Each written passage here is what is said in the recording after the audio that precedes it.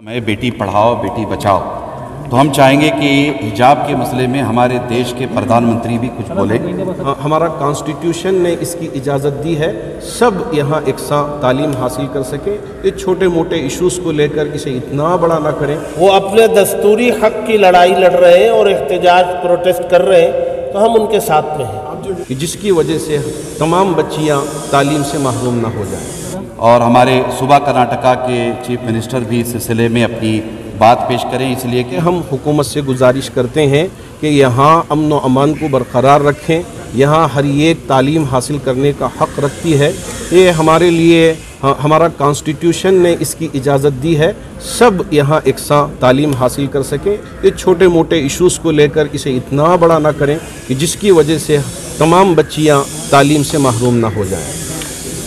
हिजाब को लेकर कई सवाल भी उठाए जा रहे हैं कि इस्लाम में हिजाब का क्या है? इस्लाम में हिजाब एसेंशियल है, लाजिम है, ज़रूरी है। हाँ, ये अलग बात है कि अगर बाज़ मुसलमान औरतें उस पर अमल ना करें तो इसकी वजह से इसके लाजिम होने में किसी तरह का कोई फ़र्क नहीं आएगा। जैसे नमाज फ़र्ज़ है, बाज़ अहबाब अगर नमाज ना पढ़ें, रोज़ा फ़र्ज़ है, रोज़ा अगर ना रखें तो इसकी वजह से इसकी फ़र्जियत में किसी तरह का कोई फ़र्क नहीं आएगा।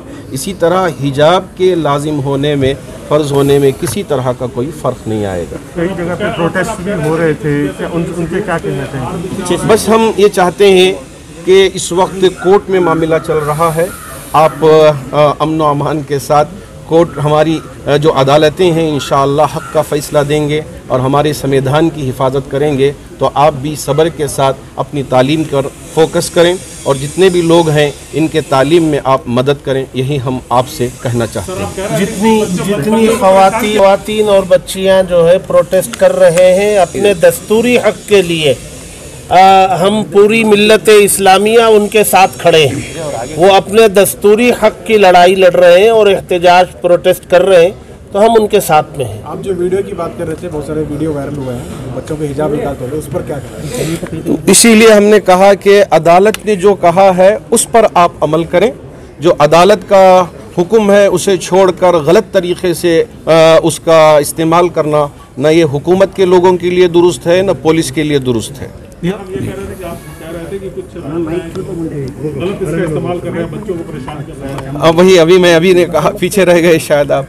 तो बस इसका गलत इस्तेमाल ना करें। कोर्ट की तरफ से ये वक्तिया आर्डर जो निकला है उस पर आप फ़िलहाल अमल करें। जिनके लिए कहा गया है फ़कत वो उस पर फोकस करें। इसके अलावा जब कोर्ट का आर्डर आएगा तो इंशाअल्लाह हमारे पूरे अदालतों पे हम भरोसा भी करते हैं और हमारा जो कॉन्स्टिट्यूशन ने हमको हक़ दिया है हम उस पर उम्मीद भी करते हैं। एक अभी इशू हो रहा है कि कोर्ट कह रहा है कि कुछ कॉलेज में जहाँ पर CDC है कमेटी, वहाँ पर बुर्का पहनकर नहीं जाना चाहिए। कमेटी पर डिसीजन है।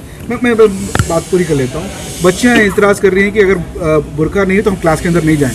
उन बच्चों के लिए आपके लिए क्या, आपकी तरफ से क्या सलाह है? बुर्का एग्ज़ाम इम्पोर्टेंट है या बुर्का पहन के बाहर प्रोटेस्ट करना इम्पोर्टेंट है? अब इस वक्त कोर्ट में मसला चल रहा है, जहाँ जिस तरह से कोर्ट ने हिदायत दिए हैं उस पर आप अमल कर लें। फिर उसके बाद इंशाअल्लाह जब फैसला आएगा तो सबके लिए आसानियाँ पैदा होंगी। जैसा कि हमारे देश के प्रधानमंत्री का एक मैसेज है, सबके लिए पैगाम है, बेटी पढ़ाओ बेटी बचाओ। तो हम चाहेंगे कि हिजाब के मसले में हमारे देश के प्रधानमंत्री भी कुछ बोले और हमारे सूबा कर्नाटका के चीफ मिनिस्टर भी इस सिलसिले में अपनी बात पेश करें, इसलिए कि साचार कमेटी रिपोर्ट जो हमारे अपने मुसलमानों के हवाले से स्पेशली बनाई गई है, जिसमें मुसलमानों की एजुकेशनली और आर्थिक स्थिति शेड्यूल कास्ट और शेड्यूल ट्राइब से भी ज़्यादा कमज़ोर है, ये बताया गया।